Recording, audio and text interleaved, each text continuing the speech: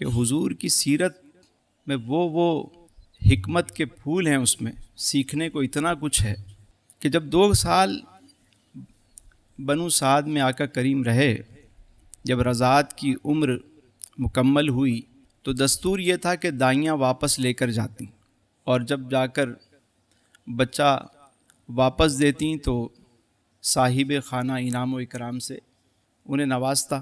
تو دائی حلیمہ چونکہ وہ برکتیں دیکھ چکی تھیں آقا کریم کی، تو ان کا دل نہیں چاہ رہا تھا کہ میں حضور کو واپس کروں، ابھی کچھ اور برکتیں لوٹوں۔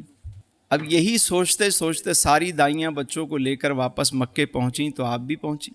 اتفاق سے انہی دنوں مکہ المکرمہ میں کوئی وبائی امراض پھیلے ہوئے تھے، جیسے کوئی وائرل انفیکشن ہوتا ہے، مطلب چیزیں ہوتی ہیں۔ تو دائی حلیمہ کہنے لگیں بی بی آمنہ سے کہ یہاں ایک وبائی مرض پھیلا ہے، آپ دیکھیں کہ کتنی خوبصورت میں نے خدمت کی ہے، نشو و نما دیکھی ہے، تو میں چاہتی ہوں کہ کچھ عرصے کے لیے آپ انہیں واپس ہمارے قبیلے میں بھیج دیں۔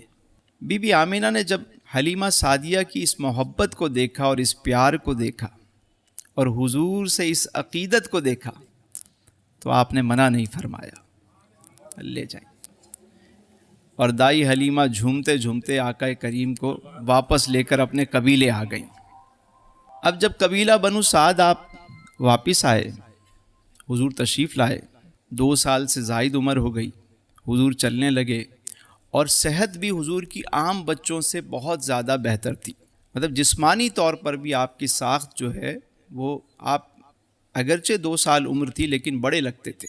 تو ایک دن دائی حلیمہ کی جو بیٹی تھیں شیمہ، وہ کہنے لگیں کہ میں چاہتی ہوں کہ جب میں بکریاں چرانے جاؤں تو انہیں بھی میرے ساتھ بھیج دیں۔ دائی حلیمہ کہنے لگی اتنا چھوٹا بچہ ہے، تم کیسے لے کے جاؤ گی، اور تم انہیں کھلاؤ گی یا تم بکریاں چراؤ گی؟ وہ کہنے لگیں کہ معاملہ یہ ہے کہ ایک دن پہلے میں آپ کو بتائے بغیر انہیں لے گئی تھی، اور عجب معاملہ ہوا، میں جہاں بیٹھتی بکریاں وہیں جمع ہو جاتی، وہیں آس پاس چرتی رہتی ہیں اور حضور کی زیارت کرتی رہتی، اور جب مجھے بھوک لگتی تو میں ان کے چہرے کی زیارت کرتی تو میری بھوک ختم ہو جاتی ہے۔ تو دائی حلیمہ کہنے لگی وہاں تو گرمی بہت ہے باہر، کہنے لگی گرمی بھی نہیں لگتی، جب میں انہیں لے کر گئی تو بادل کا ٹکڑا اوپر سایہ کیے ہوئے تھا، ایک ابر جو ہے وہ چھایا ہوا تھا۔ دائی حلیمہ کہنے لگی اچھا تمہاری مرضی، لے جاؤ۔ اب وہ حضور کو لے جانے لگی۔ کبھی ایسا ہوتا کہ چونکہ قبیلے کی ساری بچیاں اپنے اپنے ویر بچوں کو لے کر باہر آتی، کوئی کہتی دیکھو یہ میرا بھائی جو ہے کتنا گورا ہے، دوسری کہتی نہیں میرے بھائی کو دیکھو اس کے نقوش کتنے اچھے ہیں۔ جب وہ ساری اپنی اپنی باتیں کر رہی ہوتی تو شیمہ جاتی اور حضور کو لے آتی، جب وہ لے آتی تو ساری خاموش ہو جاتی، کہتی ان کا تو کوئی مقابلہ ہی نہیں ہے۔ اور پھر جب حضور علیہ السلام کی عمر مبارک بڑھی تو آپ بھی بکریاں چرانے ساتھ جاتے، چلنے لگتے، بکریوں کو چراتے۔ اب یہ بکریاں چرانا جو ہے یہ سنت انبیاء ہے، مطلب جتنے انبیاء علیہ السلام تشریف لائے تقریباً سب نے ہی بکریاں چرائیں، اور میرے آقا کریم کی تو یہ سنت ہے، کبھی موقع ملے تو آپ بھی جا کے چرا لیا کریں، ادائے سنت کی نیت سے بکریاں چرا لیا کریں۔ اور پتہ ہے بکریاں چرانے میں حکمت کیا ہے؟ بکریاں چرانے میں سب سے پہلی حکمت تو یہ ہے کہ جو بکریاں چراتا ہے نا اس میں صبر آ جاتا ہے، صابر بن جاتا ہے، صبح سے شام تک وہ کھڑا ہوا ہے، کبھی یہاں بیٹھتا ہے، جب تک بکریوں کا پیٹ نہیں بھرے گا وہ ان کو لے کر واپس نہیں جائے گا، کھڑا رہے گا، صبر کے ساتھ انتظار کرے گا کہ یہ پیٹ بھر کے کھانا کھا لیں۔ دوسری بات، صبر کے علاوہ ایک اور چیز جو اس شخص میں پیدا ہوتی ہے جو بکریاں چراتا ہے، جو چرواہا کہلاتا ہے، اس میں عاجزی پیدا ہوتی ہے، عجز آتا ہے کہ کہیں بھی بیٹھ گئے، کہیں بھی لیٹ گئے، بکریوں کے ساتھ ساتھ جا رہے ہیں، عاجزی پیدا ہوتی ہے۔ اور تیسری چیز جو پیدا ہوتی ہے بکریاں چرانے والے کے اندر وہ ہوتی ہے شجاعت، بہادری، کیونکہ وہ اپنی بکریوں کو جنگل میں لے جاتا ہے، عموماً اس جگہ لے جاتا ہے جہاں ویرانہ ہو، گھاس ہو، چراتا ہے، اور اکیلا ہوتا ہے عموماً. تو زیادہ تر اگر کوئی بھیڑیا آ جائے، کوئی جنگلی جانور آ جائے تو اس کا مقابلہ بھی کرتا ہے، اپنی بھیڑ بکریوں کی حفاظت بھی کرتا ہے. تو اس طرح اس کے اندر بہادری بھی پیدا ہوتی ہے. چوتھی چیز جو اس میں پیدا ہوتی ہے وہ یہ کہ اس کے اندر شفقت و محبت بھی پیدا ہوتی ہے. کہ کوئی بکری بیمار ہو گئی، فریکچر ہو گیا، کوئی بیمار پڑ گئی، تو وہ کیا کرتا ہے؟ اس کی خدمت کرتا ہے. اور اس کو پتہ ہوتا ہے کہ اس بکری نے، یہ حاملہ ہے، یہ بیمار ہے، اس کے کتنے بچے ہیں، وہ ابھی کتنے بڑے ہیں، کون دودھ پی رہا ہے، کون دودھ نہیں پی رہا، کون سی بکری دودھ دے رہی ہے، کون سی نہیں دے رہی، کون سا بکرا 2 دانت کا ہے. اس کو سب پتہ ہوتا ہے، سب کے بارے میں وہ خبر رکھتا ہے. تو جو ریوڑ کو سنبھال سکتا ہے نا، یعنی یہ ایک پریکٹس ہے کہ ریوڑ کو جس نے سنبھال لیا، اس کو قابو کر لیا، اس کا خیال رکھ لیا، تو وہ اس قابل ہوتا ہے پھر کہ اسے کسی عہدے پہ بٹھایا جائے تاکہ وہ باقی مخلوق کی بھی، کیونکہ جو جانور کو تکلیف میں نہیں دیکھ سکتا وہ انسانوں کو تکلیف میں کیسے دیکھ سکتا ہے. تو یہ ایک بہت بڑا انعام ہے، سیکھنے کو ملتا ہے. دیکھیے، میں تو کہتا ہوں کہ ہمارے یہاں بہت سارے لوگ انسان بننے سے پہلے افسر بن جاتے ہیں. سب کچھ اس کے پاس ہوتا ہے مگر انسانیت اس کے اندر نہیں ہوتی. میرے آقا کریم علیہ السلام نے بکریاں بھی چرائیں. پھر وہ قبیلہ بنو سعد میں حضور رہے، اور تقریباً کوئی 4 سال کے قریب، 3 سال 4 سال، مختلف روایتیں ملتی ہیں کہ ایک دن ایسا ہوا کہ آپ بچوں کے ساتھ بکریاں چرا رہے تھے. اتنے میں جبریل امین آئے انسانی صورت میں، فرشتے بھی آپ کے ہمراہ تھے، اور آقا کریم علیہ السلام کو انہوں نے آپ کو ساتھ لیا اور پہاڑ کی طرف جانے لگے. تو جو بچے آپ کے ساتھ بکریاں چرا رہے تھے انہوں نے شور مچا دیا. وہ سمجھے یہ کون لوگ آ گئے اجنبی اور کہاں لے کے جا رہے ہیں. انہوں نے کہا رکو رکو. اب بچوں کا جذبہ دیکھیے، اللہ اکبر. کہنے رکو، یہ ہمارے قبیلے کا نہیں ہے، یہ تو مہمان ہے، اسے چھوڑ دو. انہوں نے کسی کی بات نہیں سنی، لے کر اور آگے چلے. تو ایک بچے نے کہا کہ یہ یتیم بچہ ہے، چھوڑ دو اس کو. انہوں نے پھر بھی نہ سنا. تو ایک بچے نے جو بات کہی وہ بڑی خوبصورت بات کہی، اللہ اکبر. اس نے کہا، اس نے جب دیکھا، وہ سمجھا کہ یہ شاید انہیں کوئی نقصان پہنچانے کے لیے لے جا رہے ہیں، تو اس نے تڑپ کے کہا کہ دیکھو ہمارے بھائی کو قتل نہ کرو، اگر تمہیں کچھ قتل کرنا ہے تو ہم میں سے کسی کو بھی قتل کر دو. اللہ اکبر، اللہ اکبر. ایک طرف برادران یوسف کو ہم دیکھتے ہیں کہ وہ یوسف علیہ السلام کو خود کنویں میں ڈال رہے ہیں، اور ایک طرف میرے آقا کریم چند سال جن بچوں کے ساتھ رہے وہ قربان ہونے کو تیار ہیں.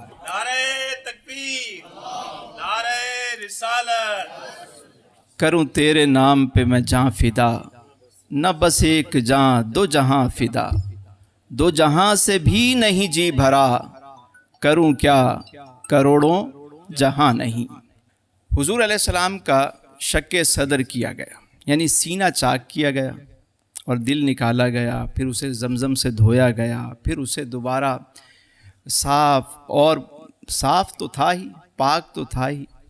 ہمیں کہا جاتا ہے کہ اپنے دل کو صاف کرو، لیکن حضور کا دل تو پہلے سے صاف ہے، پاک ہے، لیکن اس میں مزید نور بھرا گیا تاکہ جب قرآن کا نزول ہو تو وہ قرآن کہ اگر پہاڑوں پہ نازل ہو تو وہ ریزہ ریزہ ہو جائیں. تو جو قلب مصطفیٰ ہے وہ اس بار امانت کو اٹھا سکے. تو شق صدر پہلی مرتبہ آقا کریم علیہ السلام کا بنو سعد، قبیلہ بنو سعد میں ہوا. اور جب یہ واقعہ ہوا اور بچوں نے دیکھا کہ وہ آپ کو لٹا چکے ہیں اور سینہ چاک کر رہے ہیں، تو وہ بھاگ کر گئے اور جا کر کہا دائی حلیمہ کو، وہ لوگ آپ کے بیٹے کو لے گئے اور ذبح کرنا چاہ رہے ہیں. دائی حلیمہ فوراً جس حال میں بیٹھی تھی فوراً بھاگی پیچھے ان کے شوہر بھی آئے حارث، حضرت حارث، اور پیچھے پورا قبیلہ دوڑ پڑا۔ جب تک وہ سارے وہاں پہنچے تو کیا دیکھتے ہیں، آقا کریم علیہ السلام اپنی جگہ پر کھڑے ہوئے ہیں۔ حضور علیہ السلام کھڑے ہوئے ہیں، دائی حلیمہ نے جا کے سینے سے لگایا اور بہت آپ پریشان ہوئیں کہ یہ کیا ہوا۔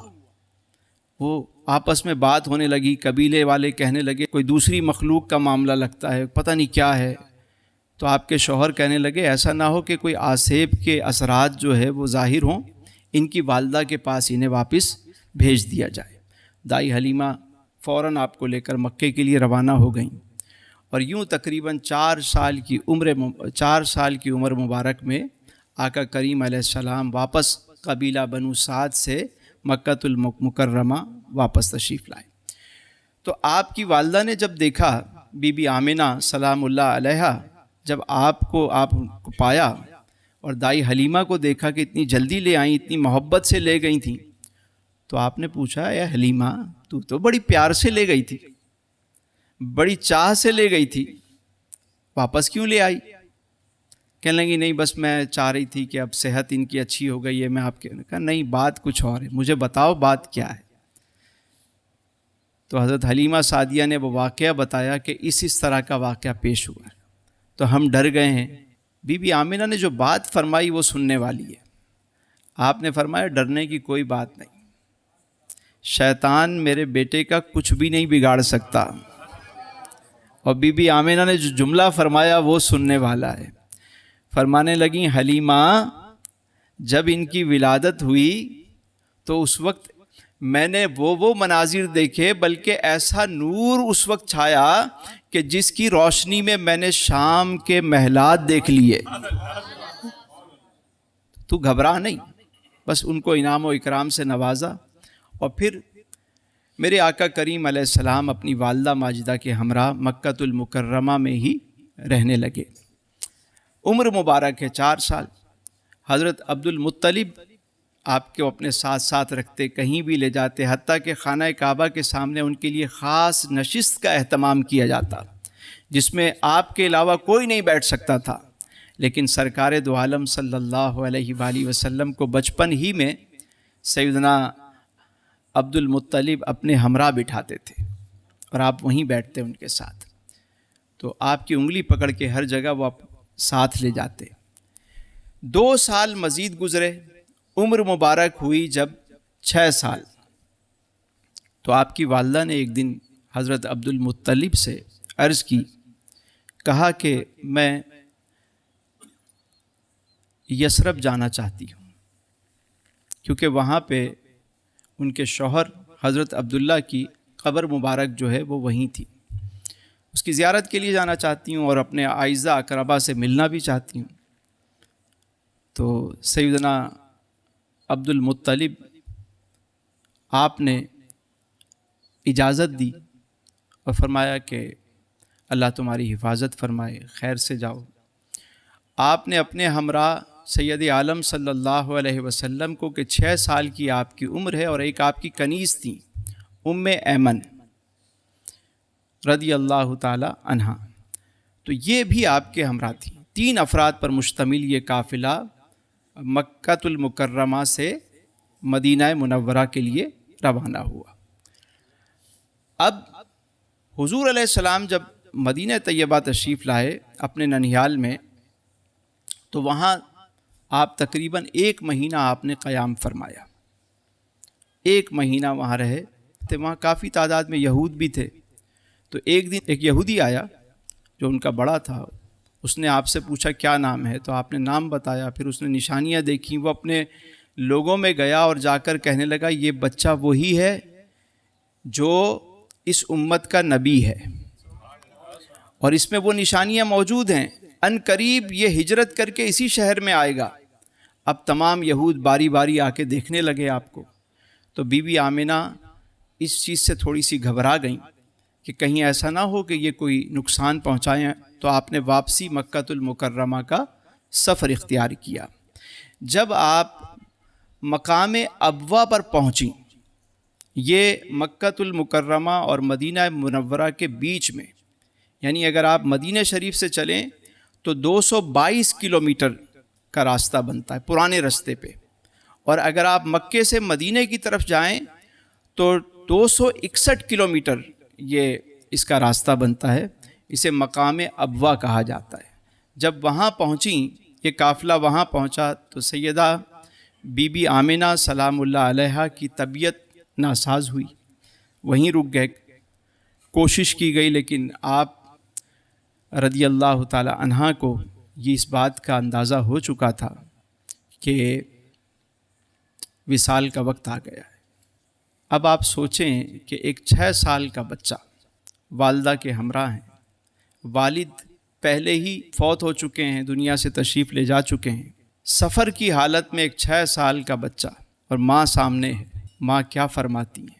فرمانے لگیں کہ ہر شخص کو یہاں سے جانا ہے، میرے بھی جانے کا وقت آ گیا ہے، مگر مجھے یقین ہے کہ میرا نام باقی رہے گا، کہ میں اس عظیم بچے کی والدہ ہوں، میرا نام باقی رہے گا۔ اللہ کے حوالے کر کے سیدہ بی بی آمنہ سلام اللہ علیہا آپ وہاں وصال فرما گئیں۔ وہیں مقام ابوا پہ ہی آپ کی جو ہے وہ قبر مبارک ہے، وہیں حضور نے تدفین کی، آپ ام ایمن کے ساتھ مل کے۔ اب آپ سوچیں ذرا، جب حضور اس قبر سے لپٹ کے روئے ہوں گے، 6 سال کی عمر مبارک، کس درد و آلام سے حضور کو گزارا گیا۔ کیوں؟ کیونکہ ساری دنیا کے درد مندوں کے درد کا درماں آپ نے بننا تھا، یتیموں کے والی ہیں آپ، اور پھر حضور ہر ایک کے لیے، حضور کی زندگی، حضور کا اسوہ حسنہ جو ہے وہ مشعل راہ ہے۔ یعنی کل کو کوئی ایسا بچہ بھی پیدا ہوتا ہے کہ جس کے والد نہیں ہیں، تو حضور کو دیکھ کے اس کو بھی ڈھارس ملے۔ کوئی ایسا بچہ بھی دنیا میں آتا ہے جس کے والد اور والدہ دونوں نہیں ہیں، تو وہ بھی حضور کو دیکھ کر اسے بھی کسی کو بھوک لگی ہے تو وہ یہ یاد کرے کہ میرے سرکار نے بھی پیٹ پہ پتھر باندھے تھے۔ تو حضور علیہ السلام نے زندگی کے ہر شعبے میں ہماری رہنمائی فرمائی۔ اور پھر دیکھیے کہ آقا کریم علیہ السلام، حضرت ام ایمن نے آپ کو سینے سے لگایا اور پھر آپ کو لے کر مکہ المکرمہ کے لیے روانہ ہوئی۔ حضور آپ کو مضبوطی سے پکڑ کے بیٹھے ہوئے، اور باقی پرورش جو ہے وہ ساری پھر حضرت ام ایمن رضی اللہ تعالی عنہا نے آپ کی پرورش کی، آپ کا بہت خیال رکھتی تھیں۔ وہ سیاہ فام خاتون تھیں، حبشی النسل تھیں، لیکن حضور سے بڑا پیار کرتی تھیں، حضور کا اتنا خیال رکھتی، اتنا خیال رکھتی۔ ایک مرتبہ سیدنا بلال حبشی رضی اللہ تعالیٰ عنہ کو کسی نے کہہ دیا، اے کالی ماں کے بیٹے، تانا دیا، تو حضرت بلال حبشی رضی اللہ تعالیٰ عنہ مسجد کے ایک کونے میں بیٹھ کر رونے لگے کہ مجھے اس طرح کا تانا دیا گیا۔ کہتے ہیں کہ میں سوچتا تھا کہ حضور سے شکایت کروں ان کی، لیکن پھر سوچا اتنی سی بات میں حضور کو بتاؤں، خود ہی بیٹھ کے رونے لگ گئے، دل پہ چوٹ لگی، کسی نے تانا دیا۔ فرماتے ہیں اتنے میں یتیموں کے والی، بے کسوں کے سہارا میرے حضور تشریف لے آئے۔ میں بلال کیوں روتے ہو؟ میں نے کہا حضور کچھ نہیں۔ کہ نہیں مجھے بتاؤ کیا ہوا؟ کہ حضور کسی نے مجھے اس طرح تانا دیا، بس میرا دل بھر آیا، آنکھوں میں آنسو آ گئے۔ تو حضور علیہ السلام نے فرمایا بلال اس نے کیا کہا؟ کہا اس نے کہا اے کالی ماں کے بیٹے۔ حضور علیہ السلام نے فرمایا بلال میری بھی 2 والدہ ہیں، ایک والدہ وہ جس نے مجھے جنا اور ایک وہ جس نے میری پرورش کی۔ میری ایک والدہ گوری ہیں اور ایک والدہ جو ہے وہ سیاہ فام ہے۔ یعنی حضرت بلال حبشی کہتے ہیں کہ اس محبت سے حضور نے مجھے دلاسا دیا کہ میں مطمئن ہو گیا، کیونکہ حضور کی ذات تو وہ ہے کہ جو گورے اور کالے کے فرق کو مٹانے کے لیے آئی ہے۔ فرمایا کسی گورے کو کسی کالے پر اور کسی کالے کو کسی گورے پر کوئی فوقیت نہیں، رنگ و نسل سے بالا تر ہو کے جو کلمہ گو ہیں سب ایک دوسرے کے بھائی ہیں۔ کہ لسانیت، عصبیت، ان سب کو مٹانے کے لیے حضور تشریف لائے۔ آقا کریم علیہ السلام حضرت ام ایمن کی بھی بہت عزت فرماتے اور پھر دائی حلیمہ کا بھی بہت اکرام فرماتے۔ ایک مرتبہ حضور علیہ السلام تشریف فرما ہیں مکہ المکرمہ میں، دائی حلیمہ آئیں، حضور اٹھ کے کھڑے ہو گئے، آپ نے چادر مبارک بچھائی، اپنی والدہ کو بٹھایا، والدہ بھی کون سی سگی والدہ نہیں، رضائی والدہ ہیں، اکرام کیا۔ انہوں نے کہا کہ ہمارے قبیلے میں کچھ قحط ہے، بارش نہیں ہے، تو حضور علیہ السلام نے 40 بکریاں بھی عطا فرمائیں اور ایک اونٹ بھی عطا فرمایا، عزت سے رخصت کیا۔ جب بھی حضور کی بارگاہ میں حاضر ہوتی، حضور اٹھ کے کھڑے ہو جاتے، اپنی چادر بچھاتے اور عزت دیتے۔ والدین کا اکرام میرے حضور نے سکھایا، تعظیم کیسے کرتے۔ سگی والدہ نہیں ہے لیکن ادب سکھایا۔ اسی طرح جنگ حنین میں مسلمانوں کو فتح ہوئی تو ہزاروں قیدی آئے اور اس میں مال غنیمت بھی کثیر آیا، تو حضور خیمے میں تشریف فرما ہیں، اتنے میں کسی نے آ کے اطلاع دی کہ حضور باہر ایک عورت آئی ہے، وہ کہہ رہی ہے کہ مجھے آپ کے صاحب سے ملنا ہے۔ تو حضور نے پوچھا کون ہے؟ حضور وہ کہتی ہے میں آپ کی بہن ہوں۔ حضور نے فرمایا کہ میری تو کوئی بہن نہیں، میں اپنے والدین کا اکلوتا ہوں۔ کہا نہیں حضور، وہ کہہ رہی ہیں کہ میں ان کی رضائی بہن ہوں اور میرا نام شیمہ ہے، کیونکہ حضرت شیمہ جو ہے ان کا نکاح جس قبیلے میں ہوا، وہ اپنے گھر سے بنو سعد سے اس قبیلے چلی گئیں، پھر وہاں جنگ حنین ہوئی تو ان کا پورا قبیلہ گرفتار ہو گیا، لوگ بھی گرفتار ہوئے، تو ان میں حضرت شیمہ بھی قیدیوں میں شامل تھی۔ وہ اپنے سرداروں کے ساتھ آئیں اور آ کر کہا کہ ملنا چاہتی ہوں۔ حضور نے جب اپنی بہن کا نام سنا اپنی جگہ سے اٹھ کر کھڑے ہو گئے، میں بلاؤ انہیں۔ جب بلایا گیا حضور نے چادر بچھا دی۔ یہ دیکھیے انداز، دیکھیے چادر بچھا دی، بہن کو بٹھایا اور بات چیت شروع کی، حال احوال پوچھا، بچپن کی باتیں شروع ہو گئیں۔ حضرت شیمہ حضور سے عمر میں مطلب بڑی تھیں، حضور کو اپنی گود میں کھلاتی تھیں، تو بچپن کی باتیں انہوں نے کیں اور حضور سنتے رہے، مسکراتے رہے۔ پھر وہ آپ صلی اللہ علیہ وسلم نے فرمایا شیمہ اگر تم چاہو تو میں تم سے ایک بات کہوں، تم چاہو تو مدینے میں رہ جاؤ، میں تمہارے لیے گھر کا انتظام کرتا ہوں اور تا عمر تمہاری کفالت کی بھی ذمہ داری لیتا ہوں، ہمارے پاس رہو، بہن ہو ہماری۔